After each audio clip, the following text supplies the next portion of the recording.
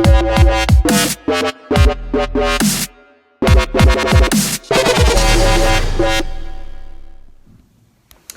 everyone, this is Ryan Rafols. Hey, I'm Travis. We're with Newchip, going on live right now. Let's see. Cool. For me, the biggest struggle, it's probably been getting other people to believe in the idea that you do, to have like the same like awareness of the vision and kind of getting on board. A lot of people, they want to believe, but then they can't really see the long-term vision. So you tell them what it is, and they think it's too hard. Hey, Nelly. So yeah, I think they think it's they don't have that long-term vision, so they can't really see everything that you see, and so it's hard for them to believe that you're going to be that big. Reading a lot of questions at the same time. Just try to focus on one of the questions. Okay, cool. We go for the next one. Yeah. What is the next question? Here. Just move this. Move it over right here. There we go. How'd you come up with the idea of Newchip, Ryan? Yeah, why don't you take that real quick? Sure. Yeah, I came with the idea. Well, I've been doing crowdfunding for years, and probably about 6-7 years since the very beginning. I've always believed in it. And I was over in China. We were doing crowdfunding, helping build schools and everything over there. And I saw firsthand how crowdfunding was really helping build a middle class there. People, for the first time in thousands of years, literally were able to get jobs in like factories, industrial areas, and make enough money to send their kids to school. Where before, they were literally getting paid like a pound of rice per day. A lot of farmers in different areas like that. And now they could actually send their kids to school. Great. The value of crowdfunding itself is something I've been really excited about. Also, been startups for 20 years, and I think crowdfunding really solves that the funding gap of seed capital for early stage startups, where it kind of evens the playing field for a lot of companies that maybe don't have quite as an extensive network or the big boys club of funding. It really allows them to get a voice and connect with the audience and test their message and get the funding they either do or don't deserve. But you don't have to play as many games and as many hoops to jump through with the powers that be. And so when crowdfunding really became available, specifically equity crowdfunding, the idea there just clicked with me on a very personal level. To me, it's a no-brainer that this is the future of funding. Yeah, and actually, I left out a part a second ago. Ash, can we slow down on the questions? I'm getting bombarded with like several questions at once from y'all. It's like it's making me switch like where I'm looking at. So back on kind of where we came to be and how I came with the idea. Well, I was over in China. I saw that the laws were changing in the U.S. And so for the first time ever, the 99% could invest in what the 1% invest in startups, private equity. I've watched Shark Tank for 10 years and wanted to invest in those cool kinds of startups, and I really, really just wanted to be a part of that, and now I found out I could. Started to work on building a platform, talked to all the different platform heads, and got a lot of advice, and they were building platforms, and I realized, I was a little bit late to the game there, and so I said, okay, I want to build a marketplace. I want to build an aggregator and plug everything into one place. Oh, 2 comments so far. Okay. Yeah, absolutely. And yeah, the comments will start coming from the audience, so you just have to kind of zone out from the noise and just focus on it. That's kind of the trick I heard. Great, you're a very accomplished person. How do you juggle all the different things in your life? Any good productivity tips? Me or you? I'll ask you that question, sure, and then I'll answer it. Cool. So for me, I have an assistant who manages all of the things that I can't manage, and that keeps me really effective as a CEO. There's a lot of things that you can't do because you don't have time in the day. There's only 24 hours a day, and you have to make time to eat. I always often forget to do that, but finding good people and good team members and building a really strong founding team that can take that load off of you, that you can train up, that know the vision, and they can do things that also complement and have their own vision they bring into the table, and the things you lack, that really, that boosts productivity a lot because you're not just trying to learn everything and do everything yourself. You're surrounding yourself with people who are just as accomplished and as smart as you, who can also, be a part of it. And then you can focus on what you do best. Juggling life and business is a lot easier when what you love and what you work on are really in the same, going the same direction, rather than competing with or conflicting interests of business and personal. When you can kind of combine those two things and really make it your whole purpose, it makes your life a lot easier. 3 books I'd recommend for every entrepreneur. That's kind of an easy one, but yeah, there's a great question. Go ahead. I have a whole stack I haven't read. Yeah, that's a tough one to sum it down to 3. I think reading is critical, right? But my 3 favorite of all time is absolutely going to be Think and Grow Rich, Tribes by Seth Godin. If you haven't read that, it's one of the best for building a brand awareness. And what is the word? It's by Robert Cialdini, the Persuasion book. I can't think of it off the top of my head now. Suddenly I went blank. Influence by Robert Cialdini. Absolutely, as a technologist, that really blew my mind and kind of made me switch gears and understand the value of marketing and how the psychology of selling and all of that works, which I think is very complementary to a technologist. So the reason those books are good for me, rooted in technology, I didn't really understand marketing and sales until I started embracing those, and they kind of changed my game quite a bit. So for me, I would say actually one book every entrepreneur needs to read before anything else, Venture Deals.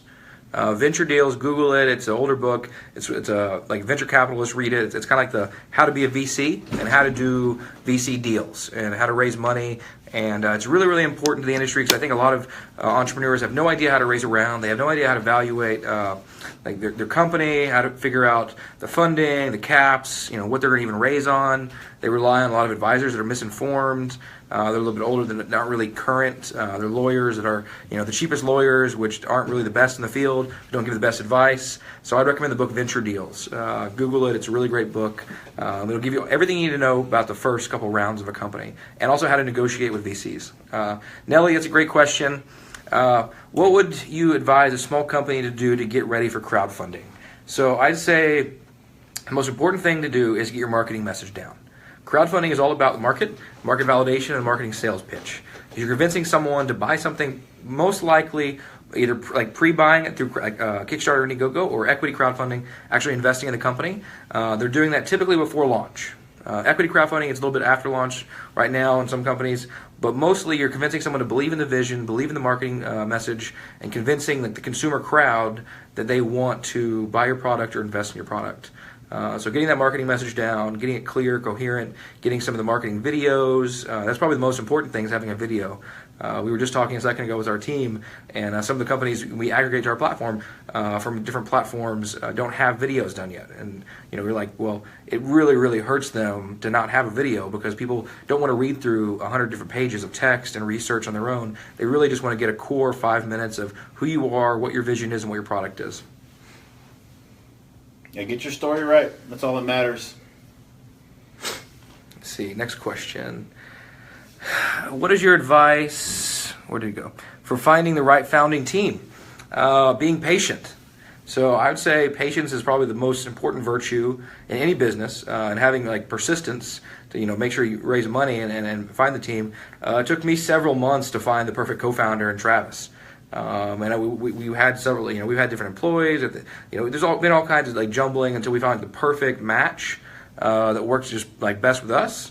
Even the team members, the founding team, I'd say it takes a lot of time, and every startup and every entrepreneur is in a rush to get to market. They want to launch, they want to make billions of dollars, right?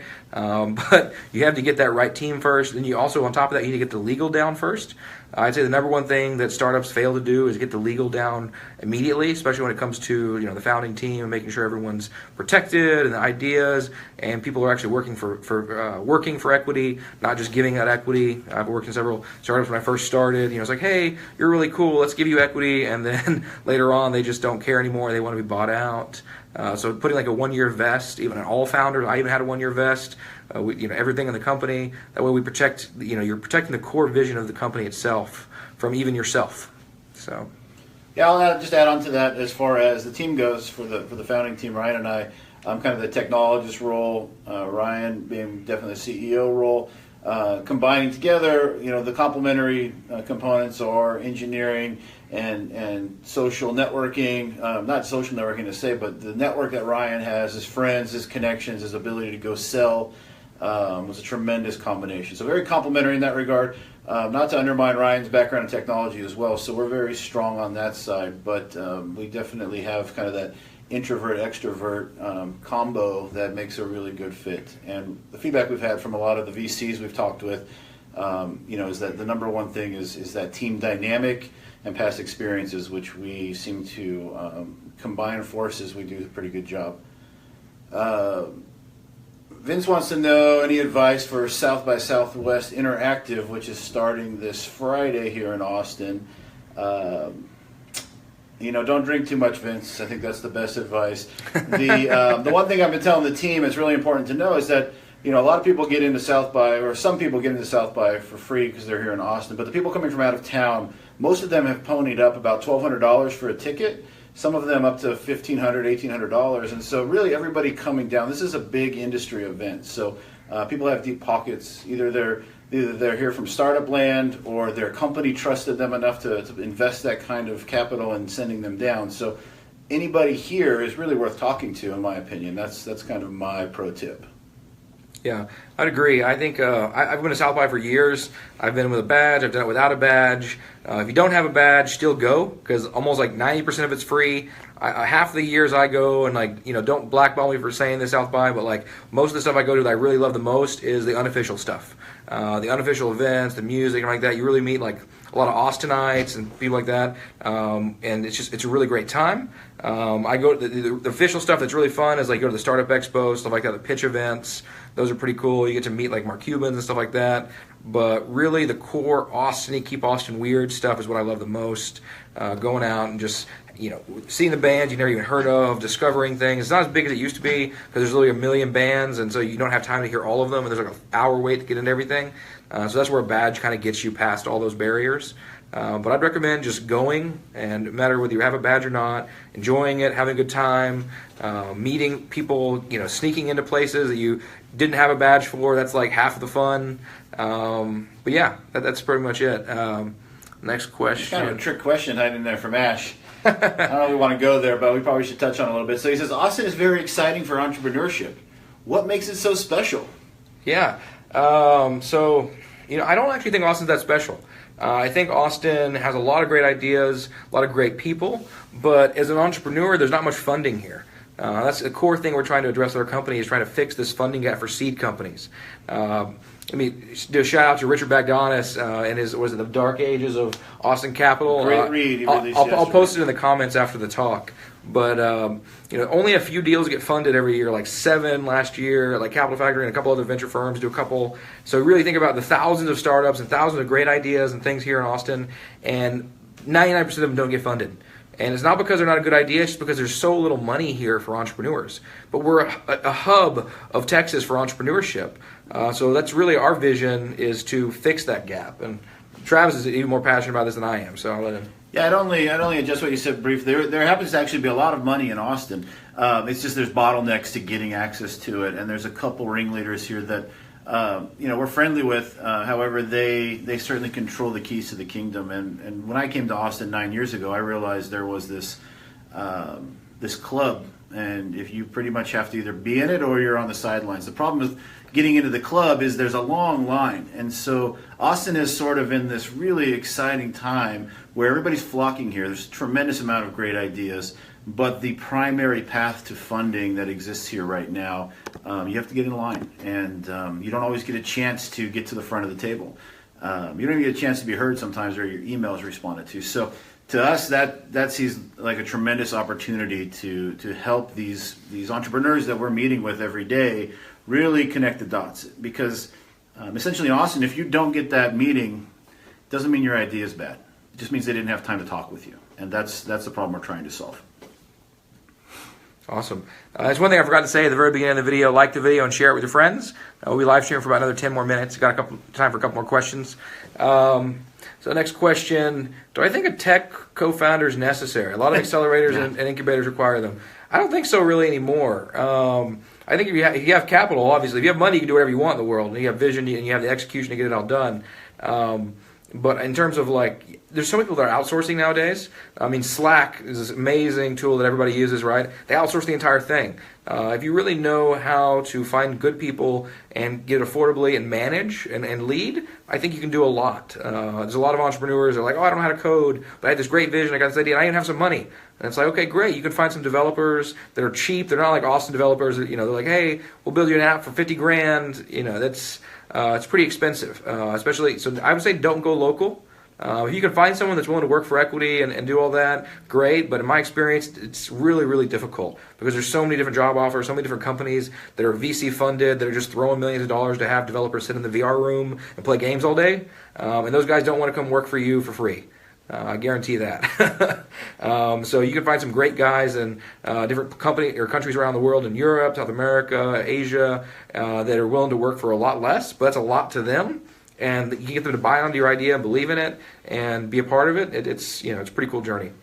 Yeah, I've been saying, being the tech co-founder, that's not really necessary, right? The truth is that for the last 5 years, I've actually been saying what makes you stand out as a startup is really how you implement the technology. It's not so much the technology itself. So having a technically minded co-founder, I think, is actually necessary.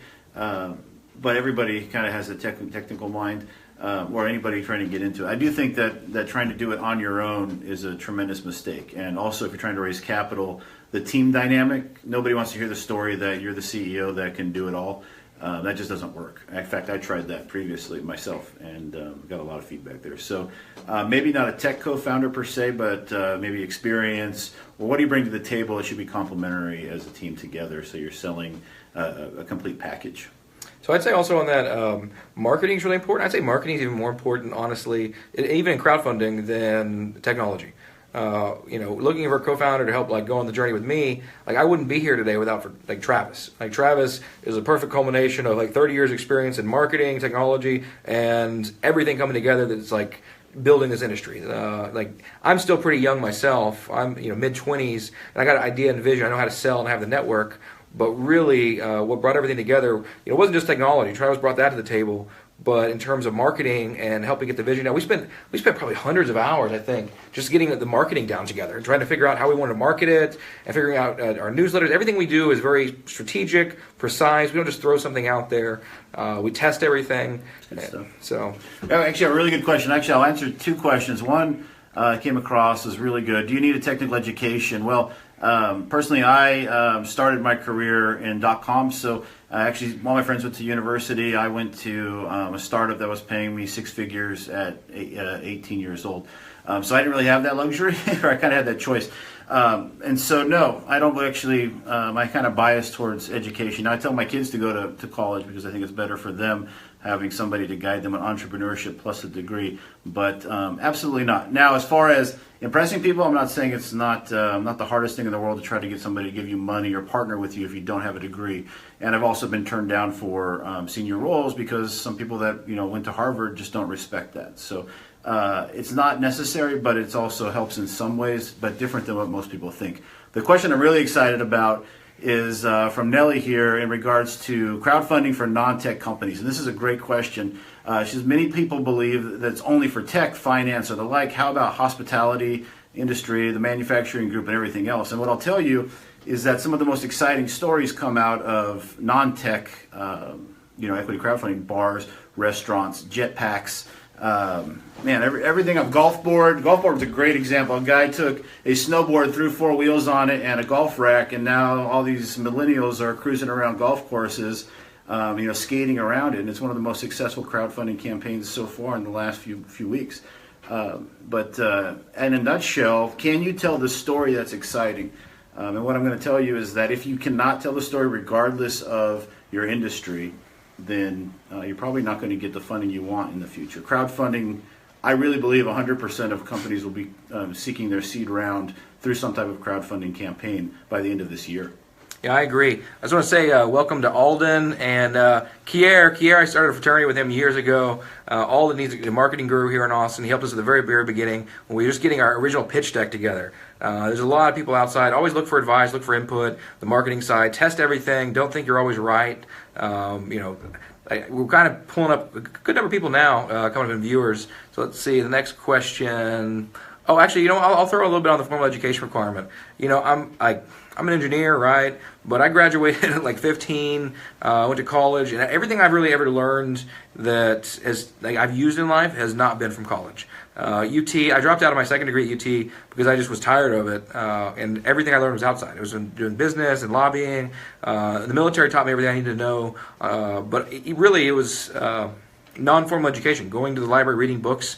Google, probably the most important thing I tell everyone in the company, all my friends, anyone that asks me anything every day, people say, how do I do this? And I say, Google it. Like, that's literally what I do. Like, what makes me so smart as a person, people are always like, oh, you're brilliant. No, I'm not really that brilliant. Since I was a kid, I had this thing, like, we had a class, actually, back in elementary school for search engines. They taught us how to use search engines. I don't know if they teach people to use it anymore, but we would Google things, and we were taught to research and, understand between real facts and alternative facts, and really figure out what we were trying to learn without having to go bug the teacher or pull a book and really get in-depth knowledge of what we're trying to be, so we can become experts ourselves. So if you want to become an expert, if you really have a good question, there's a lot of people who just ask people for advice, and a lot of investors will say, hey, ask me for advice, you'll get money. Ask for money, you get advice. A lot of investors actually, they don't even know what they're doing, honestly. They're not experts in the field. So if you really want to reach out to expert investors that know about what you're doing, they can actually give you good advice. Because a lot of people just, even come to me, I go to Crowdfunding, they're like, oh, give me advice. I have no idea what you're doing. I can give you advice, but it's worth nothing. It's just what I think relative to my perception of your company. Go ask an expert. Go post on the internet. Go Google it. Really good question came across here.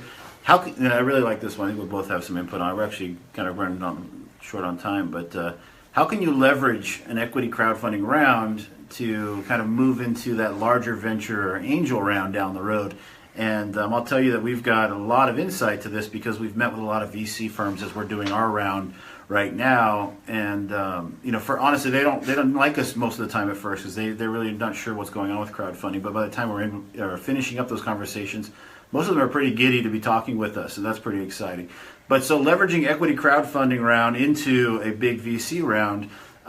We've been selling this concept, something new, what we're calling hyper market validation, and that's essentially what crowdfunding is bringing to the table. It means that you've already shown to anybody potentially investing in you that you can get purchases, you can get interest, you can tell your story, and that the crowd, the actual market, is believing in the story you're telling. And really all the legacy deals that most VC firms are putting into, they have some traction, but they're essentially testing towards, do you have revenue and do you have a customer following? With crowdfunding, you're able to prove that even before somebody puts $1 into either prove it or not, right? And that's why we're calling it hyper market validation.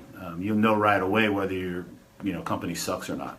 So we have about 3 minutes left. Ash, let me know if we have any more extra time.